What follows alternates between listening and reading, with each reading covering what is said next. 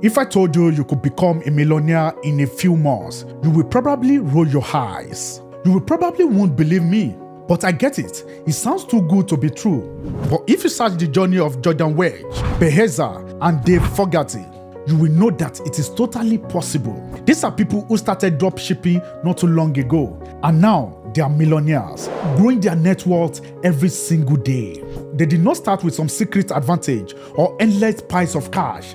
They figured it out, worked smart, and made it happen. So the big question is, if they can do it, why can't you? The answer is not you can't. It is you just don't know how. And that is the roadblock we are knocking down today. By the end of this, you will know exactly how to start dropshipping from scratch. First of all, you got to understand the basics. Dropshipping is an e-commerce business model where you sell products online without ever holding inventory.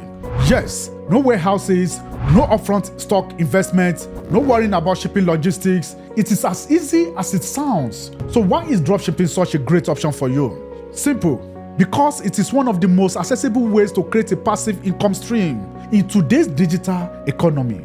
E-commerce is booming nowadays as global sales hit $6.3 trillion in 2024 and are projected to reach $7.6 trillion by 2026. So the opportunities are endless. And dropshipping gives you a slice of that pie without the headaches of traditional retail. To get that slice of the pie, you have to follow these 7 steps. Step 1. The first step is to choose a business niche. This is a critical decision because it defines what products you will sell and which audience you will cater to. Picking the right niche is like finding your sweet spot. It has to be profitable and aligned with market demand while also being something you are genuinely interested in or excited about. For example, instead of going broad and selling home decor, consider narrowing it down to wall decor or wall art. A focused niche will allow you to target a specific audience, which will make it easier to design marketing strategies and stand out in a crowded market. Just look at Gymshark. They started as a niche brand focused on stylish gym wear for fitness enthusiasts. They choose a specific audience and now look where they are now. They have grown into a billion-dollar brand. Here, you can use tools like Google Trends and SEMrush to identify trends and gauge interest in potential needs. Step 2. Once you have your niche, the next step is finding trustworthy suppliers. This step is important because your suppliers' reliability will directly impact your customers' experience. Imagine you order 2 products. One of them arrives late and damaged, and the other one not at all. Will you order from them again? I know you won't. This is the last thing you won't want for your customers. This is why you should look for suppliers on platforms like AliExpress, Dizas, or Spocket, and pay close attention to reviews, shipping times, and product quality. Choose suppliers with high ratings and a proven track record. Remember that the quality of the product is not just about the item itself. You have to pay attention to the packaging as well, and the delivery, and even the little extras that can create a better customer experience. You see, businesses like Amazon have mastered this, and it is one of the reasons they dominate. They have built a reputation for reliable, fast delivery, and customers trust them because of it. If you want to earn that trust, start with good suppliers. Step 3. Once your niche and suppliers are locked in, the next thing you have to do is to build your online store. Your store is where customers interact with your brand, so it has to look professional and be easy to use. Have you ever used Shopify and WooCommerce? If so, you might have noticed they have a sleek, user-friendly website. Their websites are easy to use even for people who are not so good with technology. The layout, loading speed, and overall design of your site play a massive role in whether customers stay to shop or live in frustration. A poorly designed website can scare away potential buyers, no matter how good your products are. This is why this step is important. Think of websites like Squarespace. They have built their entire customer experience around a clean, minimalist website that feels like modern and intuitive. That is the kind of experience you want to create for your customers, one that makes them feel confident buying from you. Step 4. After you have built your store, you have to create your brand identity. Otherwise, Your business will never set itself apart from others, and no one will remember it. Your brand identity includes your name, logo, colors, and overall vibe. It is how customers perceive you and decide whether they trust you. So take some time to brainstorm a name that is easy to remember and fits your niche. You can use tools like Canva to design a professional looking logo and choose colors that resonate with your audience. The best part is you can now use AI in this step. Canva has AI tools that make this process even smoother. You can generate design ideas instantly, get suggestions for color palettes that work perfectly together, or even modify your logo with just a few clicks. You don't need a graphic designer if you know how to use Canva. Just upload your ideas, try a few combinations, and watch your brand start to come alive. Let me give you a little tip here. If you are selling eco-friendly products, earthy tones like greens and browns might work.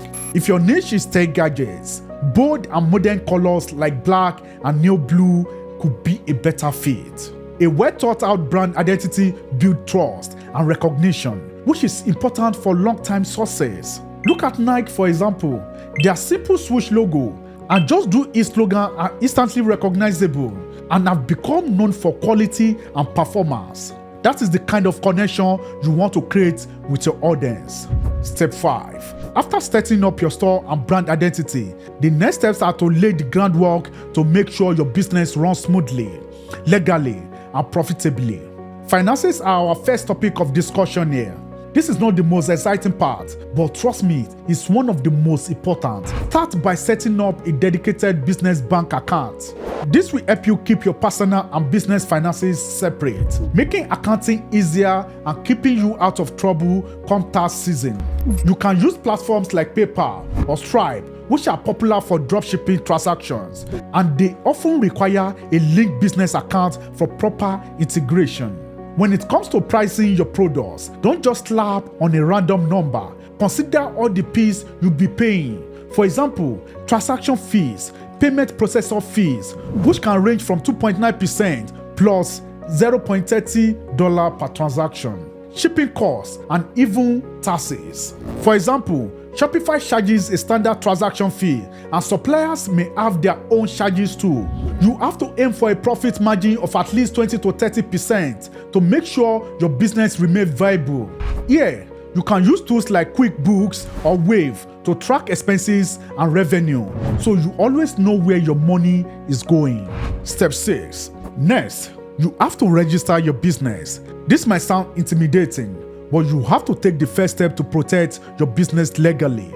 First, decide on a legal structure like sole proprietorship, LLC, or corporation. An LLC is often a good choice for dropshipping because it separates your personal assets from your business liabilities.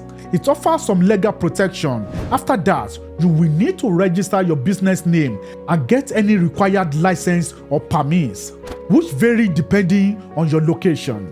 For example, in the US, an employer identification number from the IRS is important for tax purposes. Not registering could lead to penalties, fines, or even your store being shut down. So don't skip this step. Once your legal and financial foundation is set, it is time to promote your store. Step 7. This is where you start driving traffic and making sales. SEO is a powerful long-term strategy that you will need to implement here. Optimize your product titles, description, and blog content with relevant keywords so your store ranks higher on Google searches. Do you know that 68% of all online experience start with search engine? That is a lot of potential customers you could be missing out on if you are not optimizing. Why SEO builds over time? I have got to tell you that paid ads bring instant traffic, so you have to take advantage of that as well. You can go to platforms like Facebook ads, Google ads, and TikTok ads to target specific demographics. This way, you'll be able to reach the right audience. A good rule of thumb is to test different ad creatives and analyze performance metrics to see what works best. Lastly, never underestimate the power of social media. This is why you should also promote your products on Instagram and Pinterest.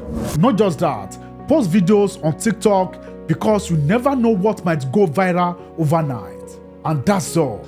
Now that you know the step to start a dropshipping business, I want to hear from you. What niche are you interested in starting with? Let me know in the comments below. If you found this helpful, don't forget to hit that subscribe button and turn on notifications. I have even more tips and strategies coming your way to help you build your passive income empire. Thanks for watching, and you're welcome.